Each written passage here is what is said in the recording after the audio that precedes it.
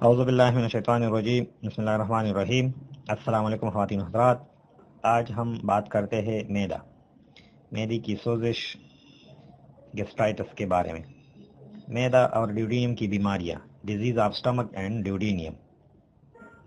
سوزشی معدہ یعنی گیسٹرائٹس معدے کی سوزش کو کہتے ہیں۔ معدے کے جو پردے ہوتے ہیں اس کو، جو معدے کی جو تہ ہے، میکوزا اس کی نام ہے، اس میں سوزش آ جاتی ہے تو اس کو ہم گیسٹرائٹس کہتے ہیں۔ معدے کی عضلاتی میکوزا میں بگاڑ جو گیسٹروسکوپی کے معائنے سے نظر آتا ہے، تمام کی تمام وضاحت کے اصطلاح کے لیے ہم گیسٹرائٹس کا استعمال کرتے ہیں، کیونکہ جس کی معدے کی سوزش کہا جاتا ہے، یعنی میکوزا کی سوزش۔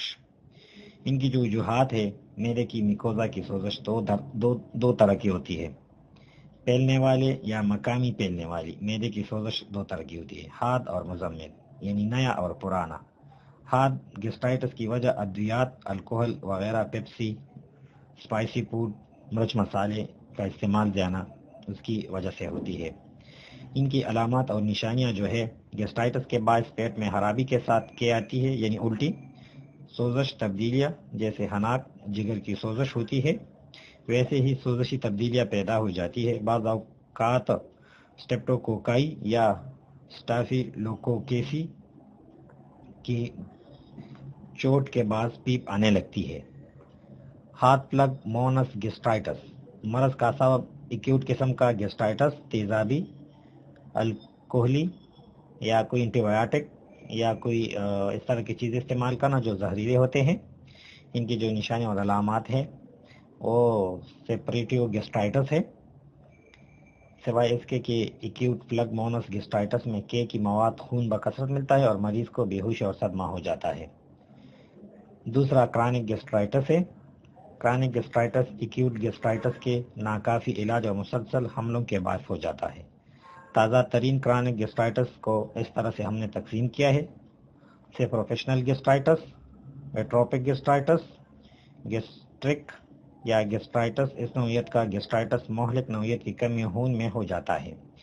مقامی لحاظ سے گیسٹرائٹس کی اقسام جو ہے: انٹرنل گیسٹرائٹس جو ڈیوڈینیم کے السر والے مریضوں میں دیکھنے آتے ہیں، زونل گیسٹرائٹس جو گیسٹرک السر یا گیسٹرک کارسینوما میں ہوتا ہے۔ زونل جو ہے نا، اس میں اکثر عموماً مریضوں کے جو زخم ہے نا اس میں کینسر ہو جاتا ہے۔ اور کرانک گیسٹرائٹس جو ہے نا، گیسٹرو انٹروسٹومی یا مکمل گیسٹروسٹومی کے باعث پیدا ہوتا ہے۔ ان کی اسباب جو ہے بہت سے کیسوں میں کوئی محسوس وجہ نہیں پائی جاتی، دوسری طرف سے یہ حاد حملوں کے بعد یہ مرض لاحق ہو جاتا ہے۔ بہت سی کرانک گیسٹرائٹس کیسوں کی وجہ سے میکینیکل ہوتی ہے یا پیلورک والوں کی رکاوٹ سے ہوتی ہے۔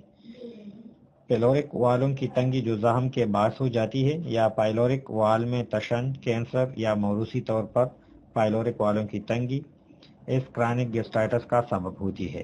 بعض اوقات گیسٹرک السر کے گرد گیسٹرائٹس پایا جاتا ہے۔ ان کی جو علامات و نشانیاں ہیں: معدے کی میکوزا تہ موٹی ہو جاتی ہے اور اس میں سختی آ جاتی ہے اور کردرا پانا ہو جاتا ہے۔ اس کے بعد پتہ چلنے کے لیے ریڈیولوجیکل معائنے کی ضرورت ہوتی ہے۔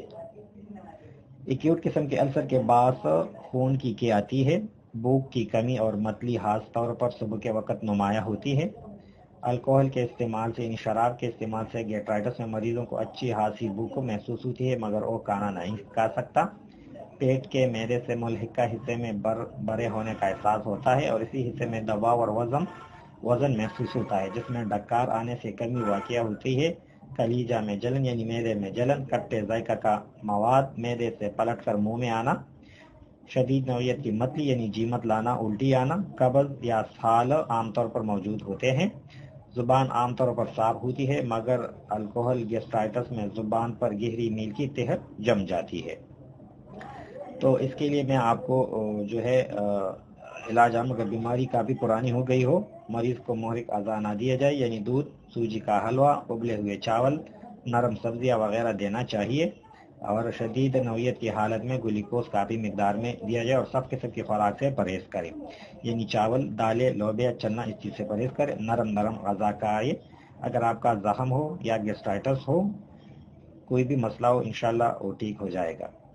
تو اس کے ساتھ جو ہے میں آپ کو کچھ دوائیوں کے نام بتا سکتا ہوں، وہ آپ لوگ استعمال کر سکتے ہیں، تو معدے کے جتنے بھی مسائل ہیں، درد ہو، جلن ہو، گیسٹائٹس ہو، جیسے میں نے آپ کو اوپر بتا دیا، وہ انشاءاللہ ٹھیک ہو جائے گا۔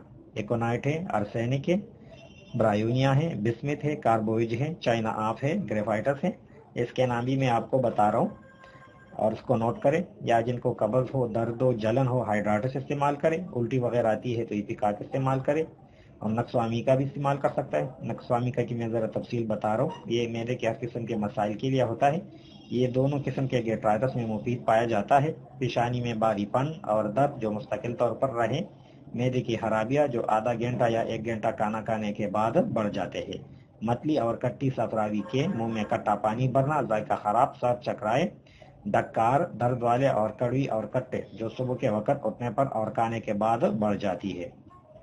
پیاس بڑی ہوتی ہے تھوڑا سا کھانے کے بعد، تو پیٹ تن ہو جائے اور ایسا محسوس ہو جائے جیسے پیٹ میں کوئی ڈیلا رکھا ہوا ہے۔ چائے، کافی اور الکحل کے بد اثرات، ان تمام علامات کے لیے آپ لوگ نقصوامی کا استعمال کریں۔